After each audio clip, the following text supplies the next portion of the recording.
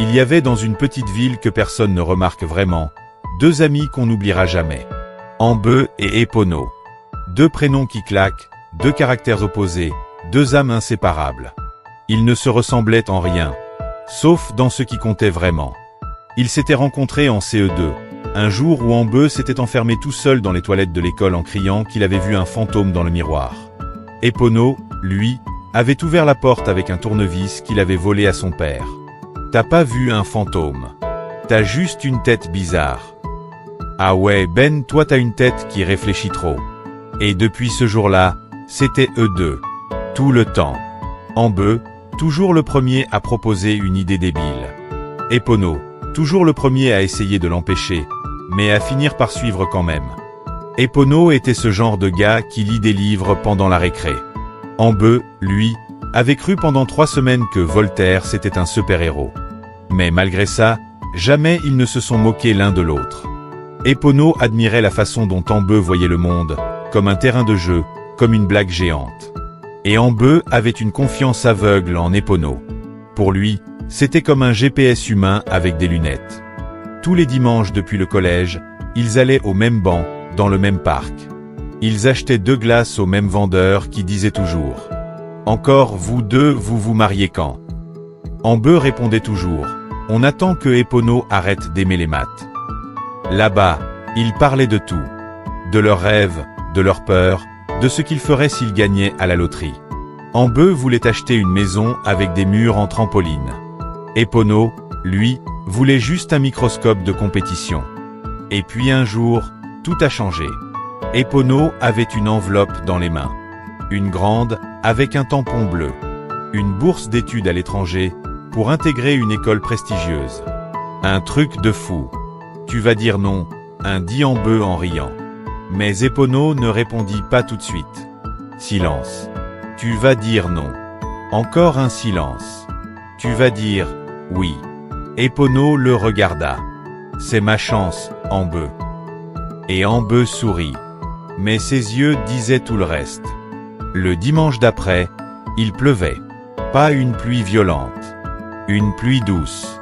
Une pluie qui semble triste, mais qui lave doucement le cœur. Ambeu était déjà assis sur le banc. Il avait 2 glaces fondues dans un sac. Il avait mis un t-shirt trop grand et un pull trop petit. Comme toujours. Quand Epono arriva, il le regarda sans rien dire. Il s'assit à côté. Pas besoin de mots tout de suite. Il y a des silences qui parlent mieux que n'importe quelle phrase. Je vais pas pleurer, dit Ambeu. Moi non plus. Ils savaient que c'était leur dernier dimanche ensemble. Du moins, pour un moment.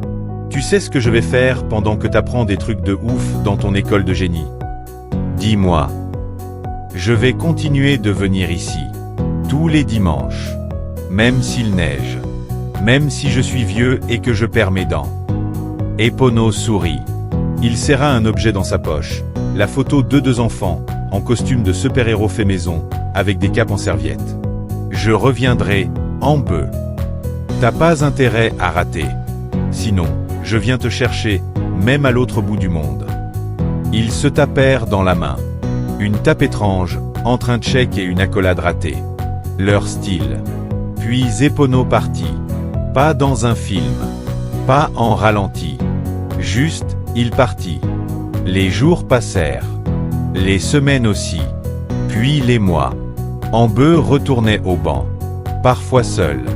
Parfois avec une glace fondue dans la main. Il racontait à personne ce qu'il avait fait de sa semaine. Comme s'il continuait la conversation. Il parlait à une présence invisible, mais toujours là. T'as vu, j'ai essayé de faire des pâtes. J'ai mis du sucre à la place du sel. Un désastre. Y a un gosse qui m'a demandé si j'étais un SDF facile là tous les dimanches. Je lui ai dit que j'attendais un président. Il m'a donné un biscuit. Un matin, alors qu'Ambeu s'asseyait comme d'habitude, quelqu'un s'installa à côté de lui. Silence. Puis une voix. T'as toujours une glace pour moi. Ambeu tourna la tête. Il resta figé. Puis il tendit un cône glacé tout mou, avec un sourire plus grand que le lac entier. T'as mis le temps, frangin. Et cette fois, la pluie n'était plus triste. Fin. Si tu as aimé la vidéo, like et abonne-toi. Un jour, il trouva une lettre dans sa boîte. Pour toi, mon frère, mon banc, mon encre. Epono écrivait qu'il avait réussi, qu'il travaillait sur un projet énorme, mais que tous les soirs, il pensait à ce banc, à cette pluie, à cette glace qu'il n'avait pas mangée. Et qu'un jour, il reviendrait. Parce qu'il ne voulait pas réussir sans Ambe dans l'équation.